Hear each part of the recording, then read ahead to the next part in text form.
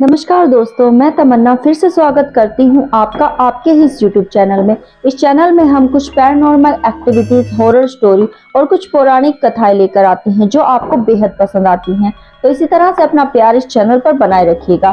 भटिंडा में स्थित एक खूबसूरत आलीशान हवेली में एक पंजाबी फैमिली रहने के लिए आती है। इस फैमिली में 2 हस्बैंड वाइफ और उनके 2 बच्चे होते हैं। लगभग 1 हफ्ता हो जाता है इस फैमिली को इस हॉन्टेड हवेली में रहते रहते, और ये वो हवेली नहीं है जो अक्सर फिल्मों में दिखाई जाती है, जो कि कम रेट में आलीशान हवेली मिल जाती है और उसमें भूत होता है। इस हवेली के बारे में आसपास किसी तरह की कोई ऐसी चर्चा नहीं थी कि ये कोई हॉन्टेड हवेली है।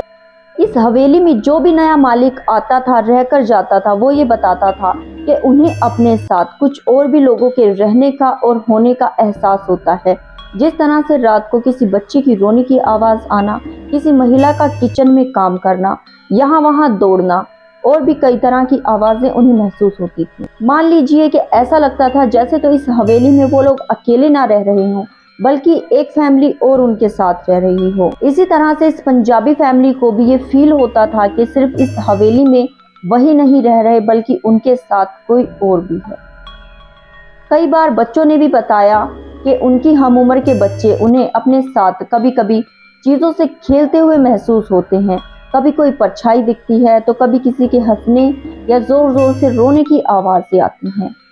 लेकिन सरदार जी ने इन बातों पर खास तौर से ध्यान नहीं दिया, क्योंकि वो भूत प्रेत में बिल्कुल नहीं मानते थे। लेकिन एक दिन जब वो हॉल में गए और हॉल में उन्होंने खुद एक काली बड़ी सी परछाई देखी तो वो डर गए। उन्होंने पंडित बुलाए, तांत्रिक बुलाए, ना जाने कौन कौन बुलाए, लेकिन किसी से भी ये जो एंटिटी थी इस हवेली में वो संभली नहीं। तो आखिरकार उन्होंने मौलवी बुलाए। मौलवी से भी ये एंटिटी नहीं संभली और मौलवी भी अपनी लुंगी उठाकर वहां से भाग गए। अब बारी आती है फादर की। फादर ने वहां पर जब होली वाटर छिड़का तो वो खून की बूंदों में तब्दील हो गया। आपको जानकर बड़ी हैरानी होगी कि काफी सारे विद्वान इस हवेली में आकर उस एंटिटी से सामना करने से कतरा गए और डरकर वापस भाग गए। अब ये जो फैमिली थी ये काफी ज्यादा डर चुकी थी। इनके लिए उस हवेली में रहना जैसे तो बड़ा ही मुश्किल सा हो गया था। लेकिन इन्हें इस बात का भली भांति पता था कि इनके आसपास जो अलग अलग आत्माएं हैं जो इस हवेली में घूम रही हैं, वो इन्हें किसी तरह का नुकसान नहीं पहुंचा रही हैं, बल्कि उनके मदद मांगने की, कभी कभी रोने की, चिल्लाने की और यहाँ वहाँ भागने की आवाजें आती थी, जैसे तो वो इनसे कोई मदद मांग रही हो, इनका कोई नुकसान ना कर रही हो। तो लास्ट टू एंड इन्होंने एक पैरानॉर्मल इन्वेस्टिगेटर को अपनी इस हवेली में बुलाने की ठान ली। डॉक्टर वासु, जो कि डॉक्टर भी हैं, पेशे से पंडित भी हैं और पैरानॉर्मल इन्वेस्टिगेटर भी हैं। ये काफ़ी ज़्यादा फेमस है इन चीज़ों को काबू में करने के लिए। आखिरकार इस पंजाबी फैमिली को इनकी मदद लेनी ही पड़ी। ये अपने एक सहायक के साथ, जिसका नाम राजू होता है, इस हॉन्टेड हवेली में एंटर करते हैं। इन्हें अपने सामने एक छोटी बच्ची की आत्मा, एक माता पिता, उनके साथ 2 जवान बच्चे और एक नौकर की आत्मा नजर आती है, जो आसपास ही खड़ी होती है।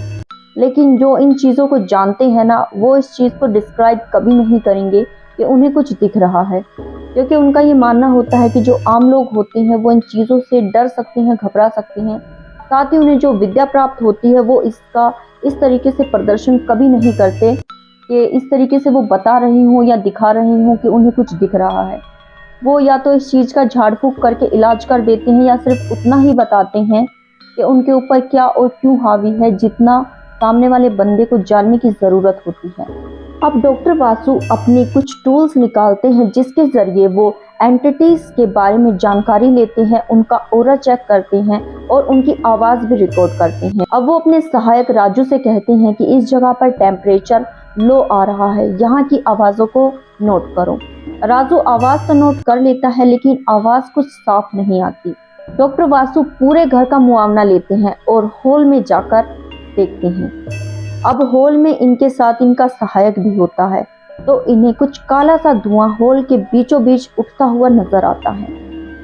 और अब डॉक्टर वासु के सर में जैसे तो दर्द सा होने लगता है। वो इतनी पावरफुल एंटिटी थी कि जैसे तो इनके कॉन्ट्रैक्ट में नहीं आ रही थी, इनसे काबू नहीं हो पा रही थी। डॉक्टर वेदा ने हनुमान चालीसा का जाप करना शुरू किया, लेकिन उनके सर का दर्द अब कुछ राहत में तो आया, लेकिन ठीक नहीं हुआ। वो एंटिटी जैसे तो काले धुएं में तब्दील होकर और ज्यादा बढ़ती जा रही थी।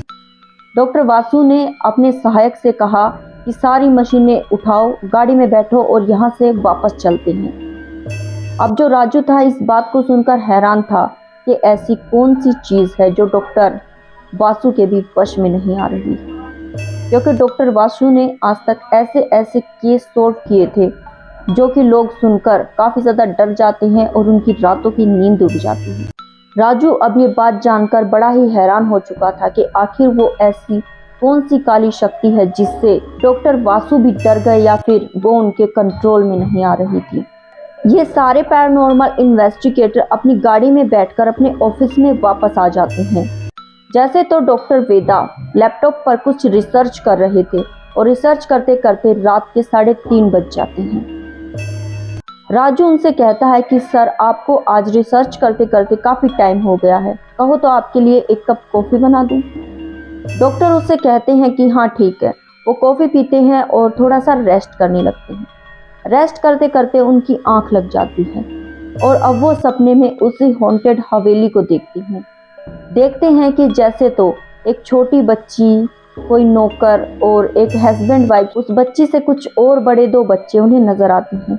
रो रहे हैं, चिल्ला रहे हैं, जैसे तो उससे कोई मदद मांग रहे हैं। और सब लोग जाकर उस हॉल में इकट्ठा हो जाते हैं और वो जो काला सा धुआं दिख रहा था वो सबको प्रताड़ित करने लगता है, जैसे तो सबको बेल्टों से, डंडे से मार रहा हो और सबकी चीखें निकलवा रहा हो। एकदम से वो ब्लैक एंटिटी आकर डॉक्टर वासु के गले को जोर से पकड़ लेती है और सपने में ही डॉक्टर वासु तड़पने लगते हैं। जैसे ही राजू को डॉक्टर वासु के तड़पने की आवाज सुनाई देती है, वो कमरे में जाकर देखते हैं तो बेड पर ही डॉक्टर वासु इधर उधर करवट ले रहे थे। राजू अब डॉक्टर वासु के चेहरे पर थोड़ा सा पानी छिड़कता है, जिससे वो उठ खड़े होते हैं और कहते हैं कि सपने में भी उस एंटिटी ने उनके साथ कॉन्ट्रैक्ट करने की कोशिश की है और वो जो भी चीज है काफी स्ट्रोंग है, इसी कारण उस हवेली में वापस अब कोई नहीं जाएगा। राजू इस बात को सुनकर हैरान हो जाता है कि डॉक्टर वासु ऐसा कुछ कह रहे थे। अगली सुबह डॉक्टर वासु खुद ही अपनी टीम से कह देते हैं कि सारा सामान उठाओ और उस हॉन्टेड हवेली में चलते हैं। अब अपने पुजारी के गेटअप में वापस आ जाते हैं डॉक्टर वासु और अपने माथे पर चंदन का तिलक लगा लेते हैं। सफेद रंग की लुंगी और भगवा कलर का कुर्ता पहनकर वो उस हॉन्टेड हवेली में एंटर करते हैं और जाकर सीधा हॉल में बैठ जाते हैं। मंत्र उच्चारण करने लगते हैं और सबसे पहले उनका कॉन्ट्रैक्ट एक छोटी बच्ची से होता है, जो बताती है कि एक प्रेत आत्मा उन्हें मुक्त नहीं होने दे रही है, जिसके चलते वो एंटिटी पूरी रात उन्हें पूरी हवेली में दौड़ा दौड़ा कर प्रताड़ित करती है। डॉक्टर वेदा ये तो समझ चुके थे कि यहाँ पर 10-12 लोग कैद हो चुके हैं और कोई ऐसी एंटिटी काफी स्ट्रोंग है जो ना तो खुद मुक्त होना चाहती है और ना ही इन लोगों को मुक्त होने दे रही है। सबकी आत्माएं उस हवेली में कैद थी और ये जो एंटिटी थी ना, ये सिर्फ वहां पर जो मरे हुए लोगों की आत्मा थी उन्हें ही परेशान कर रही थी। जो भी इस हवेली में नया बंदा रहने के लिए आता था उसे ये महसूस होती थी, लेकिन कभी कोई नुकसान नहीं पहुंचाती थी। अब डॉक्टर वासु उस स्ट्रोंग एंटिटी से कॉन्ट्रैक्ट करने की कोशिश करते हैं और कहते हैं कि मैं तुम्हें मुक्त करने आया हूँ। तुम्हें किसी भी तरह की कोई परेशानी है, कोई भी समस्या है तो मुझे बता सकती हो, मैं तुम्हारी मदद करने के लिए आया हूँ।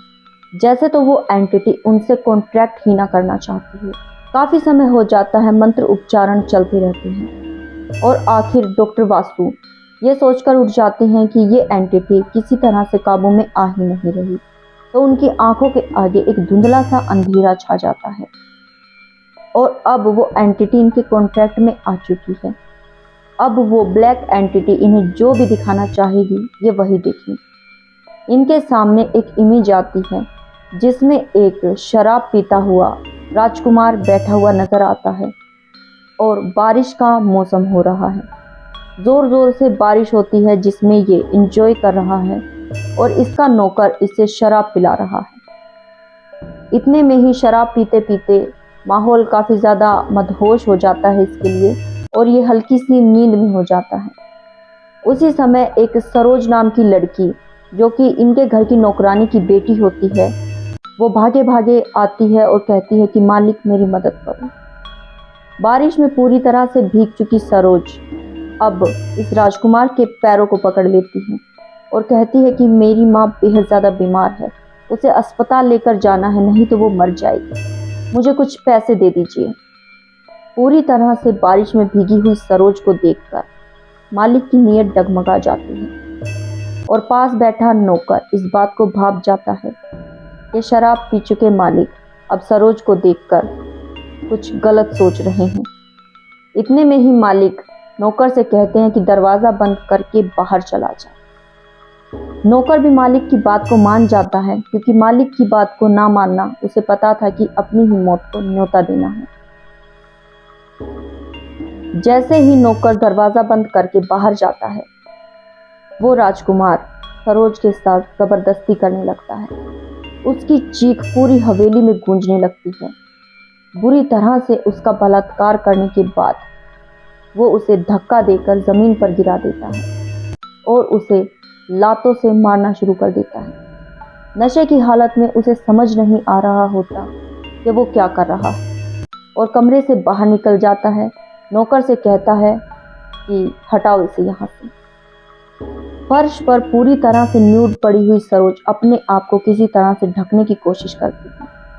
नौकर कहता है सरोज से कि बेटी यहाँ से चली जाओ और इस बात को किसी से भी मत कहना, इस बात को एक राज बनकर ही रहने देना, वरना तुम्हारी बेहद ज़्यादा बदनामी हो जाएगी। सरोज इस बात को सुनकर अपनी नज़रें झुका लेती है और सोचती है कि कल तक जो मुझे बेटी बेटी कहा करते थे और मैं इन्हें चाचा कहकर पुकारती थी, आज मुझे ऐसी राय दे रहे हैं। अब सरोज वहाँ से नहीं जाती और सोचती है कि जब बड़े मालिक आएंगे ना, तो उन्हें इस सारे करतूत के बारे में बताऊंगी और उनसे रहम की भीख मांगूंगी कि वो इस छोटे मालिक को सजा दें। सुबह हो जाती है और बड़े मालिक आते हैं। सरोज अपना पूरा किस्सा बताती है बड़े मालिक को।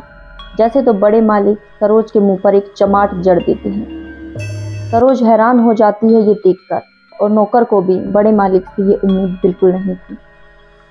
बड़े मालिक सरोज से कहते हैं कि या तो चुप हो जा, नहीं तो तुझे यहीं दफना देंगे। सरोज कहती है कि ये बात मैं चिल्ला चिल्ला कर पूरे गांव को बता दूंगी, मुझे इंसाफ ज़रूर मिलेगा। जैसे ही वो भागने लगती है, बड़े मालिक उसे चोटी से पकड़कर फर्श पर गिरा देते हैं और नौकर से कहते हैं कि इसका गला घोंटकर इसे यही ख़त्म कर दे। नौकर इस बात को देखकर काफ़ी हैरान हो जाता है कि बड़े मालिक भी ऐसा कह रहे हैं, लेकिन बड़े मालिक के डर से वो नौकर उसकी ही चुन्नी से उसके गले को घोंटकर उसे मार देता है। थोड़ी ही देर बाद सरोज की सांसें ठंडी पड़ जाती हैं और वो अब इस दुनिया में नहीं रहती। हवेली के पीछे एक कुआं होता है, उसमें सरोज की लाश को फेंक देती है और वहाँ पर अब एक होल बना दिया जाता है। समय बीतता जाता है और रहस्यमयी तरीके से हवेली के सारे लोग एक एक करके गुजरने लग जाते हैं और हवेली जैसे तो बंजर हो जाती है। कुछ ही समय बाद इस हवेली को कोई और खरीद लेता है और वो इस हवेली में रहने लगता है। लेकिन सभी का ये कहना था कि हवेली से किसी के चीखने की, चिल्लाने की, रोने की आवाज़ें आती हैं।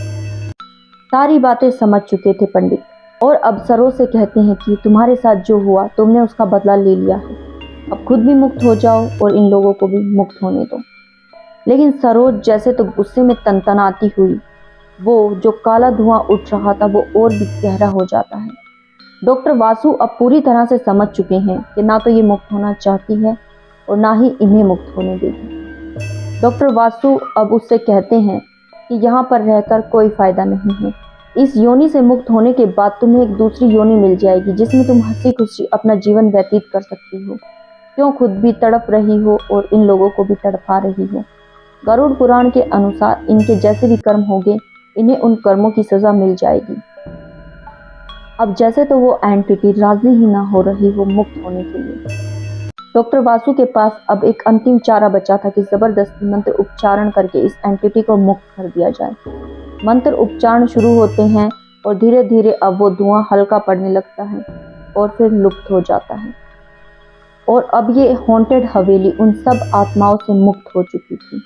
इस चैनल पर मैं हर रोज एक नई वीडियो अपलोड करती हूँ जो कि रहस्यमयी घटनाओं, हॉन्टेड स्टोरी और पैरानॉर्मल एक्टिविटीज से भरी होती हैं। अगर आपको भी इसी तरह की वीडियोस देखना पसंद है तो चैनल को फटाफट से सब्सक्राइब कर लीजिए ताकि मेरी बनाई गई किसी भी नई वीडियो की नोटिफिकेशन आप मिस ना कर सके। साथ ही अगर आपको मेरी बनाई गई स्टोरीज पसंद आती हैं तो कमेंट किया करो यार, कमेंट करके मुझे मोटिवेट किया करो। आपके कमेंट से मुझे बेहद ज़्यादा मोटिवेशन मिलता है। जिसका भी कमेंट मुझे सबसे ज़्यादा पसंद आएगा उसका नाम और कमेंट मैं वीडियो में मेंशन ज़रूर करूँगी। सो फटाफट से कमेंट करो। अगर आपके पास भी है कोई ऐसी ही स्टोरी जो कोई पौराणिक कथा है या फिर कोई रियल इंसिडेंस है आपके साथ, आपकी फैमिली के किसी मेंबर के साथ, आपके किसी फ्रेंड के साथ कोई ऐसा हॉरर एक्सपीरियंस हुआ है जो आप मुझ तक भेजना चाहते हैं तो मैं उस एक्सपीरियंस को भी अपनी आवाज़ में इस चैनल पर ज़रूर सुनाऊंगी। इसके लिए मैं एक व्हाट्सअप नंबर अभी स्क्रीन पर मेंशन कर देती हूँ। आप चाहें तो उस व्हाट्सअप नंबर के ज़रिए मुझसे कांटेक्ट कर सकते हैं या फिर आप कमेंट के ज़रिए भी बता सकते हैं कि आप मेरे पास कोई स्टोरी भेजना चाहते हैं। तो मिलते हैं इसी तरह की किसी इंटरेस्टिंग नेक्स्ट वीडियो में। तब तक के लिए अलविदा। अपनी फैमिली का ख्याल रखिएगा। नमस्कार। आप सभी का कीमती समय देने के लिए धन्यवाद।